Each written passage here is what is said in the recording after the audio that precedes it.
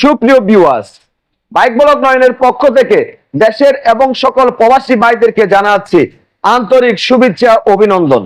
আবারও চলে আসছি আপনাদের মাঝে খুব গুরুত্বপূর্ণ একটি ভিডিও নিয়ে। আজকের ভিডিওতে থাকবে আপনার বাইকের ক্লাচ প্লেট দীর্ঘদিন কিভাবে ভালো রাখবেন, আপনার বাইকের ইঞ্জিন ব্রেক আপনি কিভাবে করবেন। তো চলুন দেখে আসি আজকের ভিডিও। আপনার বাইকটির ক্লাচ প্লেট দীর্ঘদিন ভালো রাখার জন্য অবশ্যই বাইকটি রাইড করার সময় বারবার ক্লাচ করা থেকে বিরত থাকবেন। কথাটি কেন বললাম? বাইকটি রাইড করার সময় অবশ্যই ক্লাচ করতে হয়। কোন সময় ক্লাচ করবেন?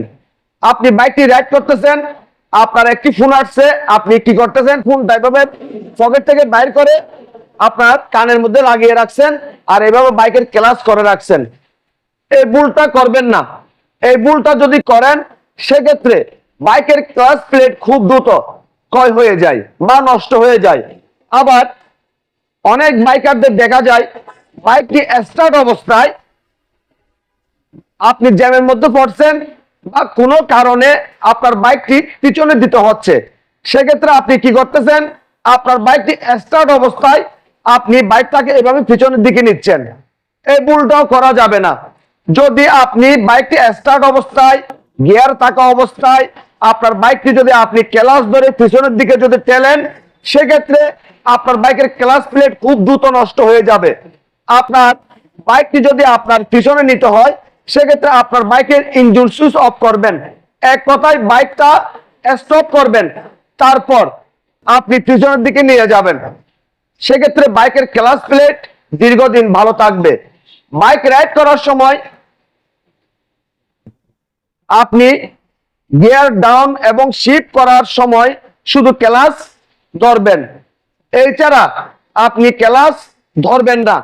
যদি প্রয়োজন হয় আপনার সামনে গাড়ি চলে আসছে, আপনার সামনে মানুষ চলে আসছে, আপনার সামনে কুকুর চলে আসছে, আপনি ক্লাচ না ধরে সর্বপ্রথম আপনার বাইকের দুটি ব্রেক একসাথে করবেন, আপনার বাইকটি জায়গার মধ্যে দাঁড়ায় যাবে এবং বাইকটি বন্ধ হয়ে যাবে। সেক্ষেত্রে আপনার বাইকটি আর দুর্ঘটনার সম্মুখীন হবে না, আপনার বাইকটি সেফ থাকবে, আপনিও সেফ থাকবেন।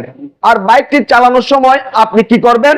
ক্লাচ ধরার কোনো দরকার নেই, শুধু গিয়ার শিফট বা ডাউন করার সময় আপনি ক্লাচ ধরবেন।